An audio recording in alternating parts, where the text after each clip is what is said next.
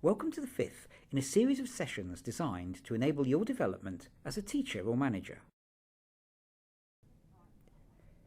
This programme is the result of collaboration between the City and Guilds Centre for Skills Development and the Centre for Education in the Criminal Justice System, part of the Institute of Education, University of London.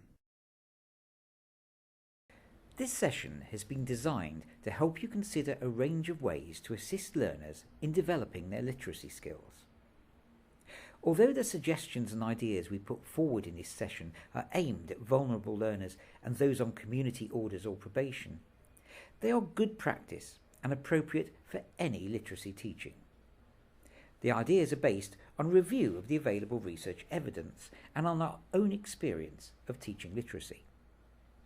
During this session, we hope that you will be able to reflect on some strategies used in effective literacy programs and consider how and why they might be appropriate for the learners you work with.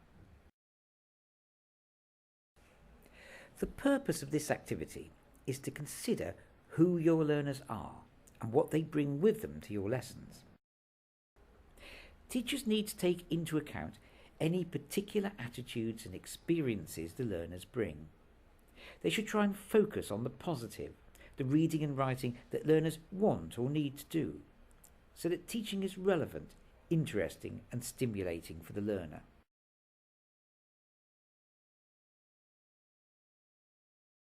Learners are not empty vessels to be filled up with knowledge and skills. They come with ideas, experiences and knowledge of language, written materials and the world, all of which can be valuable in helping them improve their literacy.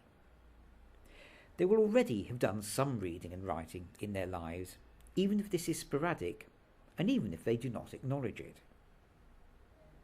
They also may have had bad experience of education in the past, which will colour their attitude when returning to education.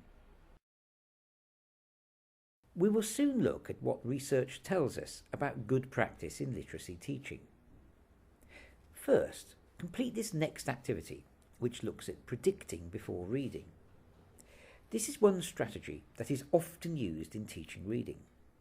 It helps to draw out what learners already know about a subject and get them thinking about it before reading, so they can link what they read to what they already know. Take a few minutes to share what you think are effective practices in teaching literacy.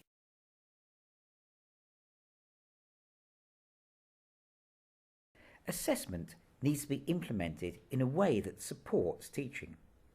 Ongoing assessment is necessary so both the learner and the teacher can see what progress is being made. Teaching should also be directed by diagnostic assessment, so that teachers can build on what they know to be the learner's strengths and can target specific areas for development. The types of tasks and activities assigned to learners also makes a difference. When learners are assigned authentic tasks, they can see that reading and writing will be valuable for them, and that they are not only doing these things to please the teacher. Introduce a variety of activities. This keeps learners engaged and motivated. If one type of activity doesn't work for them, then they will have other opportunities to learn by using different types of tasks and resources. And finally, time matters. Learning can be slow and difficult. No one learns to read and write in a week or two. All learners need sufficient hours of tuition to be able to master a skill and to build enough confidence to use it. Enhancing literacy learning for adults involves explicit teaching by well-trained teachers in phonics, fluency, vocabulary building and comprehension. The Adult Literacy Core Curriculum Framework differentiates between 3 levels of reading and writing.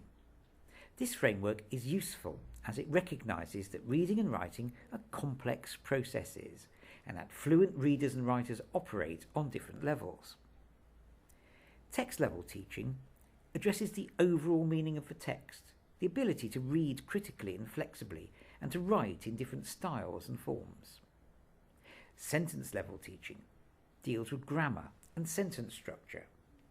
And word-level teaching looks at individual words, their structure, spelling and meanings. This slide shows how those key components of phonics, comprehension, fluency and vocabulary building, identified by the National Reading Panel, fit into this framework. In terms of writing, the core dimensions also fit into the text, sentence and word level framework. It is important to work on all dimensions.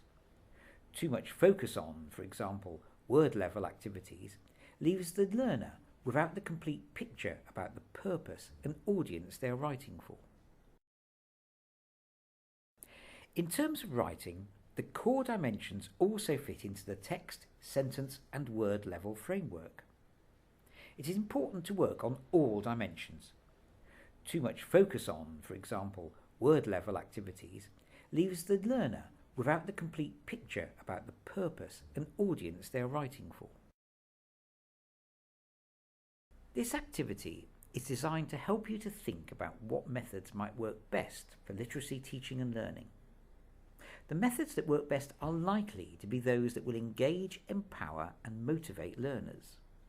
Think about what you know about your learners, the evidence base on effective teaching practices, and the core dimensions of literacy that learners need.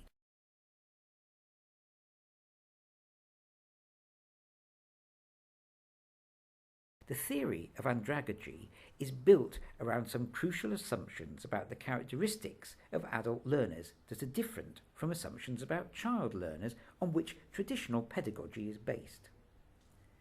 Andragogy argues that adults need a different type of teaching because of their greater experience of life. This activity will help to explore this theory in more detail. How might these assumptions be relevant for literacy teaching? What might they mean in practice? What particular approaches or methods might be involved? Work in pairs or small groups. Each pair should take one of these 6 assumptions and discuss how it might translate into literacy teaching. Make notes on any planning, teaching or assessment methods it implies. According to Andragogy theory, one key consideration is that adults need to know the reason for learning. To meet this need, you could encourage learners to participate in curriculum planning, share the aims and objectives of learning with learners, and make sure that you're clear about the purpose of all activities. A second influence on adult learners is their prior experience. You could find out what skills, abilities and experiences the learners bring with them, encourage them to talk about their experiences, use their experience as a basis for writing, and find interesting text to read that they will want to respond to. A third influence is that of self-concept, because adults need to be responsible for their own learning. Involving them in the different elements of their learning can foster this sense of responsibility and ownership. Involve them in the planning and assessment of their learning. Encourage them to talk about what they want to learn and why. Negotiate the curriculum with them as much as possible. Involve them in the choice of resources. Agree targets with them and support them to achieve these targets. Adult learners are also influenced by how relevant they perceive learning materials to be. Using meaningful texts rather than excerpts out of context is therefore helpful. Tasks in all the dimensions of literacy, speaking, listening, reading and writing are more engaging when they're embedded within meaningful activities rather than as exercises that are solely to demonstrate or practice skills.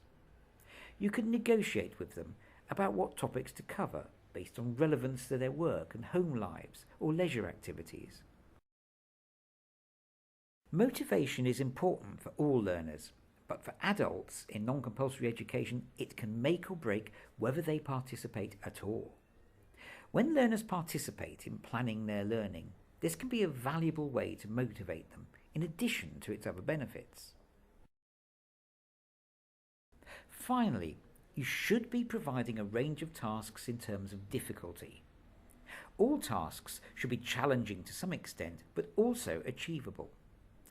Think about the nature of different tasks and how they suit different types of activity.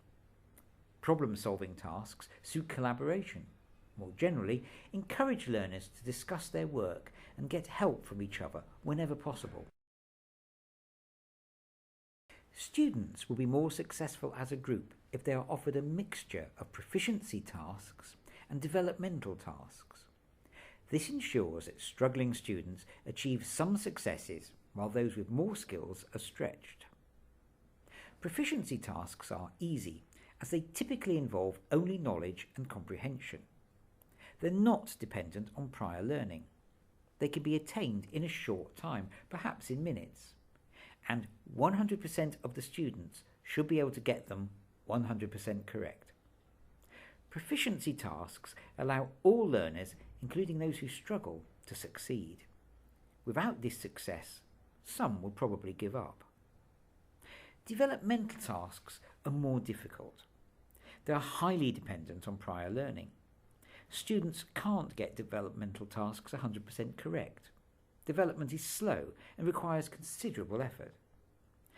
And the tasks involve higher order skills, such as evaluation, synthesis, and so on. Developmental tasks stretch the more able learners, and they develop the skills required for academic success and the world of work. They develop the skills required for progression to the next educational level, and they can also lead to deep learning and real understanding. Jeff Petty has written extensively about these teaching techniques. If you imagine using proficiency in developmental tasks in a literacy class, what might be examples of each? Think about all 4 skills: reading, writing, speaking, and listening. How do your suggestions compare with the examples of proficiency in developmental tasks shown here?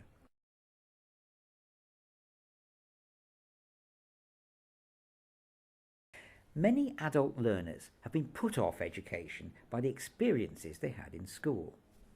In traditional teaching in schools, the teacher often directly instructs the children and has complete control over the learning process. In adult, non-formal education, this traditional approach is not always appropriate. Participatory learning is about giving control of the learning process back to the learner, or at least engaging in a process of sharing responsibility. There are many ways to involve learners in their learning. Some suggestions are listed here. You might be able to think of more. We're going to look at 3 effective participatory methods in more detail: the language experience approach, reciprocal reading, and writing at the house. The language experience approach is particularly effective for learners who have recently begun reading and writing. It draws on their own use of language and their own ideas and experiences. The aim is to make the text as familiar as possible by using the learner's own words as reading material. In this approach, the teacher may talk to the learner and jot down an extract from what he or she says. This may be as little as 1 sentence, or it may be more. The teacher then writes it out clearly for the learner to read back. As the reading matter consists of the learner's own language patterns and content, they are likely to find it easier to read. The effectiveness of this approach depends on the words being recorded as exactly as possible, using the learner's own syntax. They can then use familiarity and memory to decipher the text and make links between spoken and written language. The use of memory here is not cheating, but follows a similar function to that of a child reading a story she has heard many times before. The tutor can build on the initial process by making copies of the text in print or handwritten. The learner can then cut up sentences and match words with the original, link together words, phrases, or sentences, reorder the cut up words or sentences and make new sentences, and replace words within a sentence with new words and transform the sentence. This is an authentic writing task which encourages learners to express themselves. It has been used successfully on the Offender Re-entry Programme at Suffolk County House of Correction, USA, where the writing workshop was part of a general education programme. The success of the approach is due to its focus on both the style and the content of the writing. The approach is based on the process model of writing development. The learner concentrates on the different stages of writing, the process rather than the product. The different stages in the production of text are described as generating, focusing, structuring, drafting, revising, and editing. These could be seen as linear process leading to a finished product, or as a cyclical process. For example, when revising a piece of writing, a writer might have new ideas which lead them to refocus, restructure, or redraft their text. This process takes the pressure off a writer to produce perfect text immediately, and it demonstrates how good writers produce their texts. In addition to the style of writing, the programme also concentrated on content. Using autobiographical writing ensures that learners are familiar with the content and can feel in control of it. It is relevant to them and they are likely to find it engaging.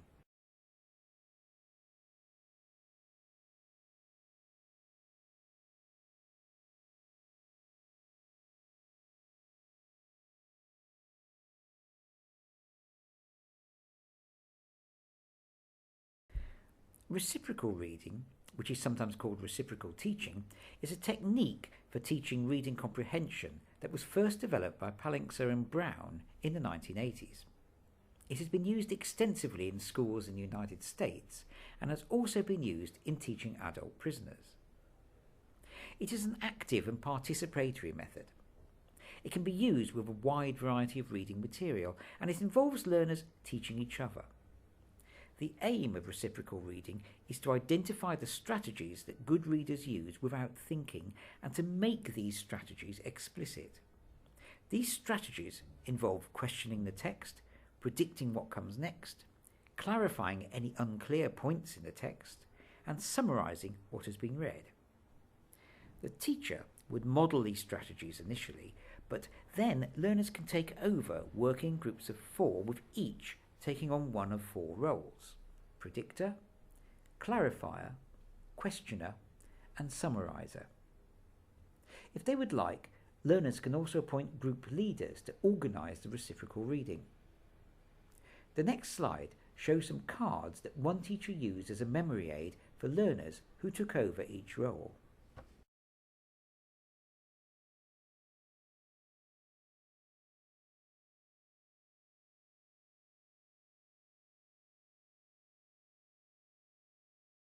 This activity is designed to help you reflect on the process of reciprocal reading.